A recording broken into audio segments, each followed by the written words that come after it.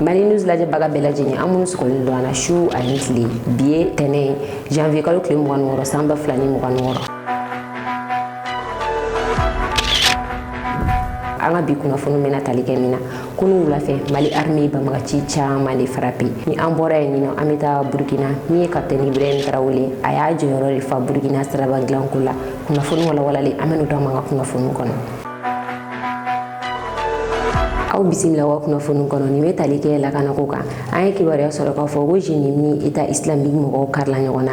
ni jɛkulu filɛ ni fila bɛɛ ye banbagaci jɛkulu de an ye kibaruya sɔrɔ k'a fɔ k'u karila ɲɔgɔn na zone de 3 frontière kɔnɔna la kɛlɛ in yɛrɛ kɛra yɔrɔ min na coyi o de ye Mali ni Burkina frontière de min ye Jnim mɔgɔw ye olu ye Yad Agali ale ka banbagaci jɛkulu ye État islamique olu ye Al-Qaïda ni o ye banbagaci jɛkulu min bɛ diɲɛ fɛ a ka lasigiden min bɛ Sahel jamanaw kɔnɔna la o ye État islamique ye ni banbagaci jɛkulu fila karila ɲɔgɔn na an ye kibaruya sɔrɔ Soni Ag de fɛ ni ale ye mɔgɔ ye min bɛ kibaruya di kɛlɛw kan Mali kɔrɔyan fanfɛla la Tesit ni ale bɛ Gao mara la kɛlɛ in kɛra yen nɔ de i n'a fɔ a y'a fɔ ɲɛna cogoya min na Mali ni Burkina frontière la coyi nin wagati in na banbagaci minnu bɛ nin jamana ninnu kɔnɔ u bɛ kɛlɛ kɛ frontière yanfanw de fɛ o la ni jamana dɔ wulila u kɔ u bɛ boli ka don jamana wɛrɛ kɔnɔna la nin b'a yira banbagaci ninnu u bɛ kɛlɛ la frontière yɔrɔw de kama o de sababuya la ni banbagaci jɛkulu fila u karila ɲɔgɔn na kibaruya laban minnu dira Soni Ag fɛ o de ye k'a fɔ banbagaci min gagnera wa nin kɛlɛ in na o de ye Jnim mɔgɔw ye sabula u y'a yira k'a fɔ olu gagnera wa u ye minɛn caman sɔrɔ o minɛn na ni AK-47 bɛ o la ka fara mugujugu fililanw kan ni o ye laserokɛtiw ye ale ni mugujugu. Halisa an bɛ to lakanako kɔnɔna la Mali armée frappe kɛ banbagaciw ka Muruja ni ale bɛ Nara Selkiri kɔnɔna la Mauritanie ale frontière la Mali armée y'a yira k'a fɔ ko u ye banbagaci ninnu jateminɛ min y'an ka sanfɛ kɛlɛkɛfɛnw ye u ye banbagaci ninnu jateminɛ kosɛbɛ frappe kɛra banbagaci ninnu ka yɔrɔ min na o de ye Muruja kan ka taga u kɔrɔyan fanfɛ Mali armée frappe kɛ banbagaci ninnu ka yɔrɔ la min ye banbagaci caman ye olu bɔnɛna u ni na ni frappe in senfɛ. Mali armée banbagaci kɛmɛ bɔɲɔgɔnko de bɔnɛ ani na forêt Susa kɔnɔna la Mali armée communiqué kɛ bi tɛnɛ communiqué in kɔni nisɔndiya communiqué n'u y'a yira k'a fɔ kunu dimanche wulada fɛ ko Mali armée frappe kɛ banbagaciw kan frappe in kɛra yɔrɔ min na o de ye Joyila ale ni Zantigila ni ɲɔgɔn cɛ la kungoba dɔ bɛ yen nɔ n'a bɛ f'o ma forêt Susa Mali armée frappe kɛ banbagaciw kan o yɔrɔ in na banbagaciw kun dalajɛlen don nin yɔrɔ kofɔlen na an ka sanfɛ kɛlɛkɛminɛnw ye banbagaci ninnu jateminɛ kosɛbɛ ka frappe kɛ banbagaci ninnu kan wa frappe ɲɛna sabula banbagaci ninnu caman ne bɔnɛna u ni na ka fara u bolominɛnw kan olu bɛɛ détruit la Mali armée a ma walawalali kɛ u bolominɛ minnu détruit la nka bɛɛ b'a dɔn k'a fɔ banbagaci ninnu min ye moto ye o de bɛ k'u bolo kungo kɔnɔnaw la ka fara marifaw kan ale ni mugujugu u bolominɛnw kɔni bɛɛ détruit la an ka armée fɛ an b'a fɔ nin ye tare halisa an ka armée a ka to ka nin occasion sugu sɔrɔ ka banbagaci ninnu neutraliser tantɔ.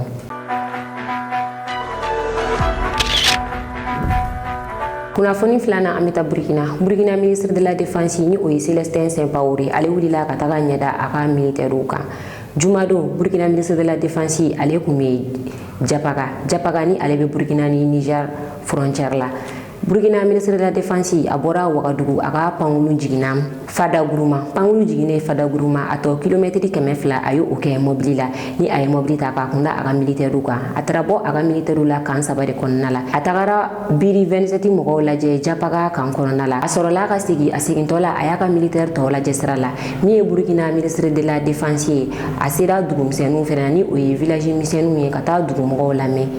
ni o dɔ ye Kacari ye a taara dugumɔgɔw lamɛn degun min bɛ u kan u ye o degun ninnu ɲɛfɔ a ɲɛna o kɔfɛ a seginna ka na a ka pankulu ta k'a kunda Wagadugu kan Burkina ministre de la défense ni tɔgɔ kura dara ale la Burkina jamanakuntigi fɛ ale ka ministre o tɔgɔ kɛra ministère de la guerre et de la défense patriotique ye nin wagati in na a bɛ fɔ Burkina ministre de la défense mari ko ministre de la guerre min ye Burkina ministre de la guerre ye Célestin Sampaoré a taara nin tagama in na ni ka taga kan 3 de kɔnɔna la ka taga a ka militaires lajɛ an ka jɛ an ka taa Burkina ministre de la guerre a ka tagama in ja dɔw lajɛ.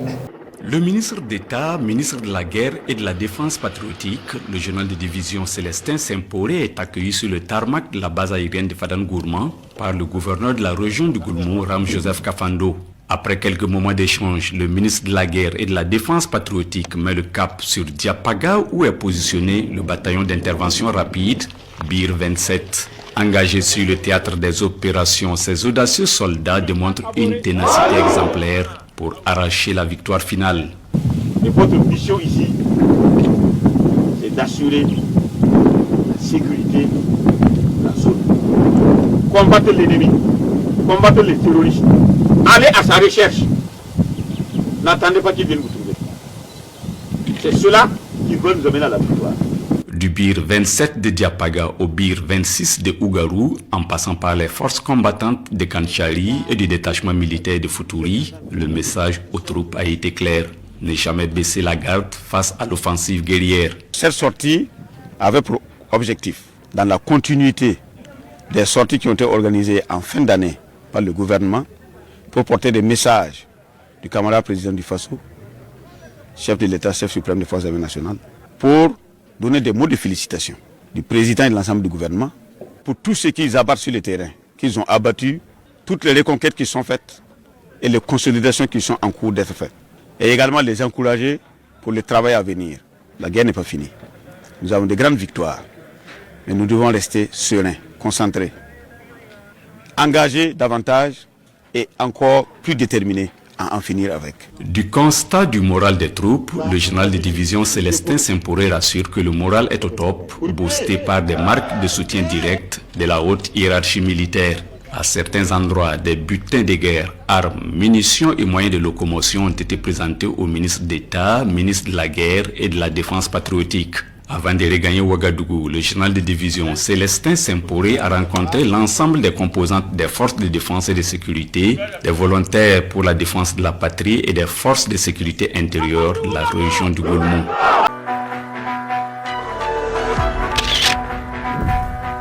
kunnafoni sabanan tante Capitaine Ibrahim Traoré bolo. Capitaine Ibrahim Traoré kun ye siraba dilan baara min daminɛ ka bɔ Ouagadougou ka taa Bobo Julaso nin y'a kalo kelen ani tile 10 ye nka siraba in dilanni a jaw bɔra Burkina présidence fɛ min ye Burkinabew ye u dabali banna kosɛbɛ sabula kalo kelen ni tile 10 kɔnɔna la baaraba de kɛra yɔrɔ in na yɔrɔ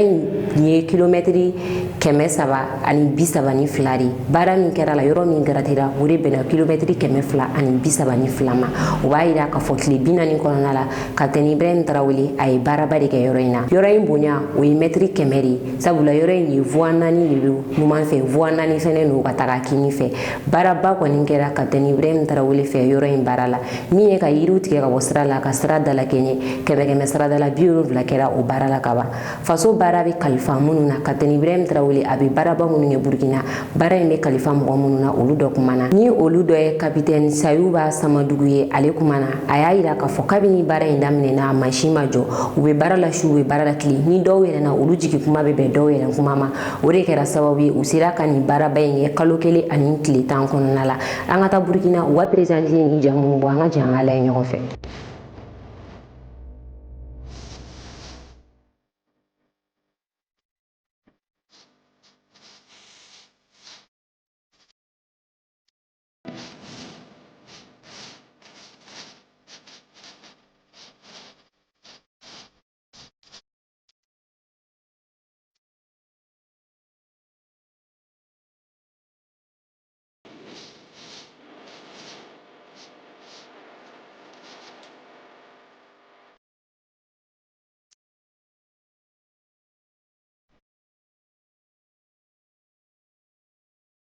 Depuis le lancement du projet qui a eu lieu le 15 décembre passé, toutes nos équipes travaillent d'arrache-pied pour pouvoir exécuter la première phase du projet. Donc la première phase du projet consiste au nettoyage de l'emprise. Et il faut dire que nous avons avec nous des équipes très dynamiques et motivées. Donc à ce jour, nous sommes à plus de 70% de taux d'exécution. Sur les 332 km que le projet est en cours, nous sommes aujourd'hui à 232 km nettoyés. Pour le nettoyage, c'est essentiellement des bulldozers qui travaillent. Donc ils terrassent les arbres et enlèvent en même temps les racines pour faciliter la prochaine étape de terrassement. Nous sommes actuellement à une distance cumulée de plus de 230 km d'emprise déblayée et nous allons poursuivre de plus belle afin de pouvoir respecter les directives données par le camarade Ibrahim Traoré. Okay. Les difficultés sont essentiellement, j'allais dire, d'ordre environnemental, mais c'est tout à fait normal parce que vous savez, une autoroute, l'emprise forcément impacte des populations riveraines, que je salue d'ailleurs parce que nous avons vraiment eu beaucoup de facilité, que ce soit avec les autorités coutumières et autres qui nous ont facilité la tâche, les populations qui participent. Il faut dire que cette avancée fulgurante en fait est le fruit d'un travail en symbiose entre nous et les éléments de la nature, les éléments de l'environnement, les autorités administratives des zones traversées par cette autoroute. Kunnafoni nan Algérie Faransiga lasigiden dɔ convoqué ni Algérie ministère des affaires étrangères u ye Faransiga lasigiden dɔ convoqué ni wagati na manga me fɛ ka wuli Faransi ni Algérie cɛ ka sababu kɛ émission dɔ ye min ye Faransiga téléso n'a bɛ fɔ o ma Faransiden olu bɛ to ka émission dɔ kɛ émission in tɔgɔ ye complément d'enquête ye alamsadu u ye émission in kɛ émission in kɔnɔna la a tun bɛ ka boli Faransi ale ni Algérie olu ni ɲɔgɔn cɛla de kan komi u b'a kɛ cogoya min na ka kɔrɔ Faransi kunnafonidilaw u bɛ jamana tɔw dénigrer min u ka jamana ye ka faveur di u ma u ye dɔgɔyama caman ta k'a ɲɛsin Algérie ma u ye lagosiw ta k'a ɲɛsin Algérie ma ka sɔrɔ k'u ka jamana défend o jaw bɔlen a ma bɛn Algérie ma u ye wele bila Faransi lasigiden dɔ ma ni o ye Faransi ka ambassade min bɛ Algérie mɔgɔ min bɛ o kɔnɔna la n'a bɛ fɔ ma chargé d'affaires u ye wele bila o de ma ni ka kan ka da kɛ o ye u y'a yira k'a fɔ kuma saba de bɛ olu bolo k'a fɔ Faransi ye nin ko in na ko Faransi ye waleya min ta ka ɲɛsin olu ma ko o ye agression médiatique de u y'a yira k'a fɔ u bɛ ka fɛn saba min fɔ Faransi ye nin ko in kɔfɛ a fɔlɔ ye min ye u b'a dɔn u ye dɔgɔyama ta ka ɲɛsin olu ka symbole ma ani olu ka constitution a filanan fɛnɛ ye min ye Faransi ka lasigiden u b'a dɔn k'a fɔ o ye lasigidenya sariyaw sɔsɔ sabula kuma min fɔra ni émission kɛyɔrɔ in na a yirala k'a fɔ u ka lasigiden min bɛ Algérie u ye u dɛmɛ ka ni émission in labɛn wa fɛnɛ lasigiden yɛrɛ kumana émission in kɛnɛ kan ko lasigidenya sariya diɲɛ kɔnɔna la u ka lasigiden so o ye o sɔsɔ Algérie y'a yira k'a fɔ kuma sabanan ye min ye gɛlɛya min tun bɛ olu ni Faransi cɛ u tun bɛ k'a ɲini u bɛ se ka bɛn ko la cogoya min na wa u ɲɛ b'a la o côté Faransi kɔnɔ Faransi bɛ ka tulu de ta k'a kɛ tasuma la ka ko tɔ ɲaga ka taga a fɛ Algérie ko kuma laban min bɛ ale bolo Faransi ka lasigiden in k'a dɔn k'a fɔ nin kuma in fɔli nin tɛ nin ko in bannen tɛntɔn ko wɛrɛ bɛ nin ko ninnu kɔfɛ ka na. An bɛ taga Chine kuma cayalen don Chine armée kɔnɔ nin wagati in na kosɛbɛ min ye Chine armée ɲɛmɔgɔba dɔ ye ni o ye wa généraux ba fila ye enquête dayɛlɛlen don olu contre la Chine général min bɛ yen ni ale ka garadi ka bon ni Chine généraux bɛɛ ta ye a bɛ Chine généraux bɛɛ sanfɛ ni ale tɔgɔ ye Zhang Yuxia a yirala k'a fɔ enquête bɛ ale contre la a accuselen don siga kɛlen don a ma a ye Chine ka guinot dɔw feere ni o ye arme nucléaire min bɛ Chine ka a ye o guinot dɔw feere États-Unis ma o hukumu kɔnɔna la enquête dayɛlɛlen don ale contre la ani Chine armée bolofara dɔ bɛ yen n'u b'a fɔ o ma interarmée o chef d'état-major ale tɔgɔ ye général Liu Zhili enquête dayɛlɛlen don ale fɛnɛ contre la nin ko in na ni généraux fila enquête dayɛlɛlen don ninnu contre la k'a yira k'a fɔ u ye Chine guinot dɔw ta ni ka a feere États-Unis ma o hukumu kɔnɔna la kuma misɛnnin cayalen don nin wagati in na Chine armée kɔnɔna la kosɛbɛ sabula i n'a fɔ an y'a fɔ ɲɛna cogoya min na général fɔlɔ in ale de ka garadi ka bon ni Chine généraux bɛɛ ta ye wa min ye Chine jamanakuntigi Xi Jinping ale teri sɛbɛn fɛnɛ kun don Chine armée kɔnɔna la kumaw cayalen don min ye ko fanga ani nin cɛko fɔlen danayaba tɛ u ni ɲɔgɔn cɛ bilen wa an ye kibaruya sɔrɔ k'a fɔ fɛnɛ parti min bɛ fanga la Chine nin wagati in na ko ani o parti mɔgɔw u tɛ ka ɲɔgɔn kan fɔ tuguni ko sabula ye dɔ ta k'a sigi ministre de la défense la walasa u ka se ka faveur dɔw kɛ a ye Chine ye jamana ye corruption a pininen don jamana min kɔnɔna la kosɛbɛ a kɛlen don sababu ye ka kuma misɛnnin caya Chine armée kɔnɔna la ni min bɔra nin ko in na an bɛ n'o da aw tulo kan.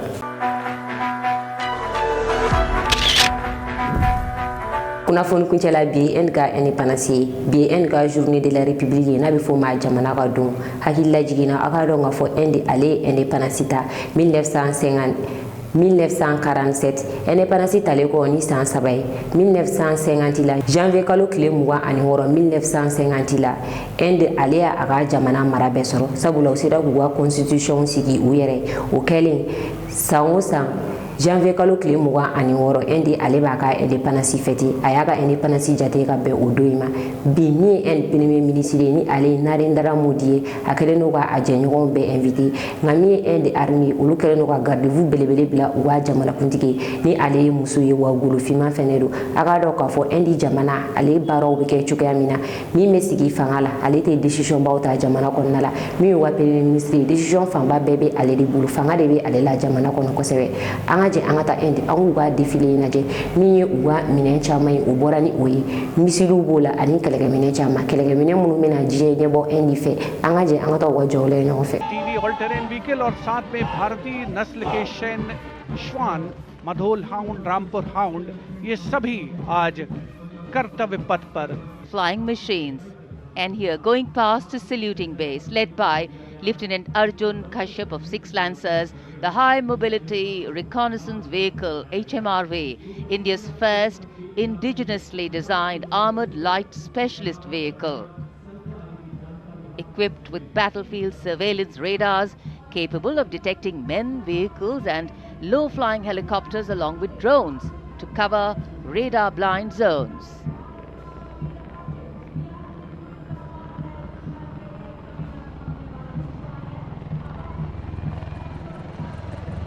And now flying is the Garud formation, a powerful display of indomitable spirit of our Apache attack helicopters, known for its unmatched power and lethality across the world. 2 Apache helicopters flown by Colonel Vikrant Sharma, Sena Medal, along with Lieutenant Colonel Manoj Saraswat. Lieutenant Colonel Sudeep with Major Aditya flying the 2nd Apache. वायु विचरण करते वायु योद्धाओं के साथ साथ सलामी मंच के सामने भारत की सामरिक शक्ति का प्रदर्शन करता हुआ T-90 टैंक और साथ में मेन बैटल टैंक अर्जुन। 77 बख्तरबंद रेजिमेंट के कैप्टन विपनजोत सिंह विर्क की कमान में T-90 भीष्म टैंक का मशीनीकृत कॉलम अपनी गर्जना से वातावरण को गुंजायमान कर रहा है और उसके ठीक बाईं ओर है 75 आर्म्ड रेजिमेंट के मेजर हितेश मेहता की कमान में अर्जुन MK1 मुख्य युद्धक टैंक। स्वदेशी रूप से विकसित है ये प्लेटफॉर्म आत्मनिर्भरता और युद्ध भूमि तत्परता के लिए भारत की प्रतिबद्धता को दर्शाता हुआ। उसके ठीक पीछे BMP-2 और नाग मिसाइल प्रणाली एक साथ शान से आगे बढ़ते हुए भारतीय सेना की मशीनीकृत ताकत के 2 शक्तिशाली प्रतीक हैं ये। 2 गार्ड्स के कैप्टन अक्षय कुमार बाली के नेतृत्व में द मैकेनाइज्ड इन्फेंट्री रेजिमेंट का BMP-2 कॉलम आगे बढ़ रहा है और साथ में है Nag missile system MK2 17 mechanized infantry regiment के लेफ्टिनेंट शशांक शर्मा के नेतृत्व में।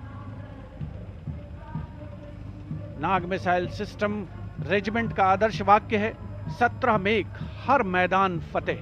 उसे दर्शाता हुआ।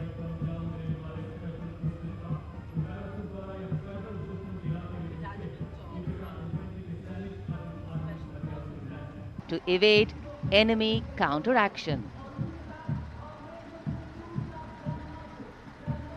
And now, going past a saluting base, presenting a formidable combination of a long-range precision and overwhelming firepower, the Suryastra and the BrahMos weapon system. Lieutenant Mehak Bhati is leading the Suryastra Universal Rocket Launcher System.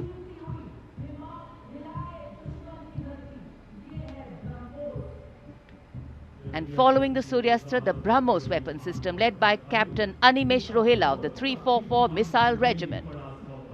Rolling past the saluting days are 2 formidable pillars of India's air defense architecture, the Akash weapon system and the medium-range surface-to-air missile MR-SAM.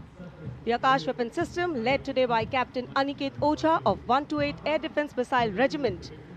Following the Akash is MR-SAM, also known as Abhr weapon system, led today by Captain Tanik Sharma of 501 Air Defense Missile Regiment. The motto of the regiment, Agratah Abhr, Vijay Sarvatra, ever ahead, victory everywhere. अभिवादन सहायक कमांडेंट सीमा नाग और सहायक कमांडेंट नवीन कुमारी।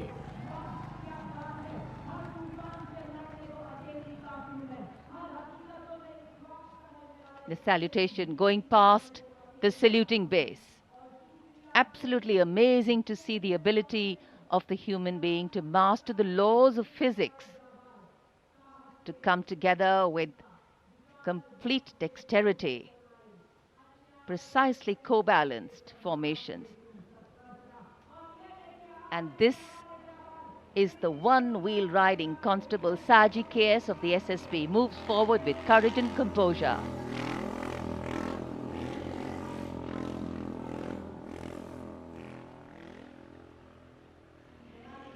A light breeze catching the flags, but definitely not throwing anybody off balance. Approaching the saluting base, we have the Sarvatra Suraksha formation. SSB की निरीक्षक शहनाज अपने 18 साथी जवानों के साथ, सीआरपीएफ की कांस्टेबल सीमा पुंडीर अपने 11 जवानों के साथ सर्वत्र सुरक्षा की फॉर्मेशन में।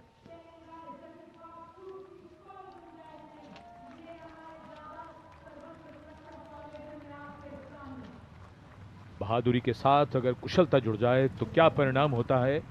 ये परिणाम होता है। और एक पंक्ति जो हम अक्सर दोहराते हैं ऐसे प्रदर्शनों में कि आप ऐसे प्रदर्शन न करें। It's very risky, absolutely. And now going past the saluting base, we have the formation Jungle Warrior. Assistant Commandant Rishu Shrikant Palande of the CRPF, along with 11 of his fellow soldiers, demonstrating remarkable target acquisition during an encounter with Naxalites. Wireless communication digital India inspector Jyoti Yadav और constable Tahir एसएसबी अपने 10 साथी जवानों के साथ और हवलदार सरिता बिष्ट सीआरपीएफ अपने 4 साथी जवानों के साथ इस आधुनिक युग के डिजिटल भारत की नवीन संचार तकनीकों को दर्शाते हुए। And now approaching the saluting base. 5 aircraft flown by Group Captain Shivam P.K. Vasan and Wing Commander S. Sachin.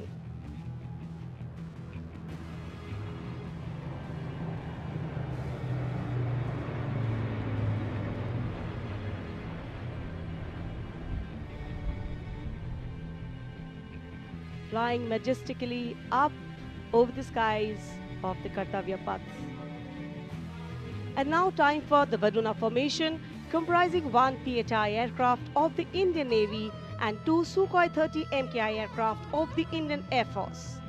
Leading the formation will be Group Captain Akshay Kumar Raja with Commander Ashish Vashisht flying the PHI, and the Sukhoi 30 MKI of the Indian Air Force formation comprising 6 Rafale fighter aircraft of the Indian Air Force. Undoubtedly, one can say even the wind along the Kartavya Path have stopped to stare at these Rafales. The formation being led by Group Captain Arun Kumar. Other members of the formation, Wing Commander Jaspal Singh, Squadron Leader V.B. Chengude, Squadron Leader A.K. Beniwal, Squadron Leader S. Masand and Squadron Leader Amol Garg, all from 101 Squadron known as the Falcons of the Cham. The squadron's motto, Anubhishya Bhedi, seek and destroy. Rafale, omnipotent 4++ generation fighter aircraft of the Indian Air Force. जी आपसे कुछ ही क्षणों के बाद कर्तव्य पथ के ऊपर से नजर आएंगे वज्रांग फॉर्मेशन में 6 रफेल विमान। नेतृत्व कर रहे हैं ग्रुप कैप्टन अरुण कुमार। वायु योद्धा गर्व और शौर्य की नई मिसाल कायम करते हुए कर्तव्य पथ के ऊपर से वायु विचरण। Vajrang, led by Group Captain Arun Kumar.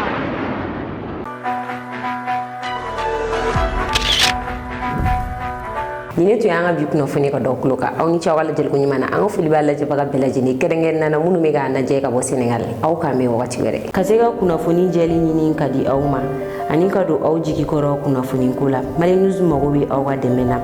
dorome keme kalula ni mo go munu me fe ka ni deme du ama abe se ga wari ci ni morina bi ko non ton ani kili